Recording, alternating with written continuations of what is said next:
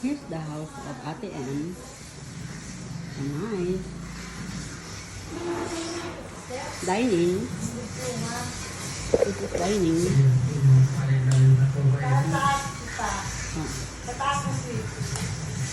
Daran.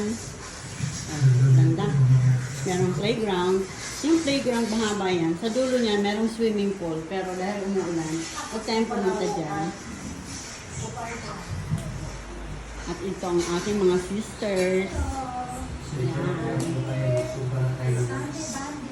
Yes. Yan. Mga sister kong mayayaman. Eh, lalo na to.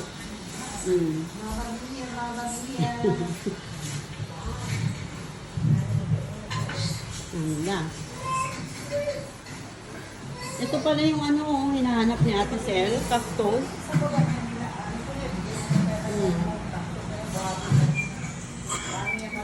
Yung kanyang garden. Ganda, ang ganda ng bahay na to. Oh, ang presko-presko look. Ang sariwa ng mga halaman.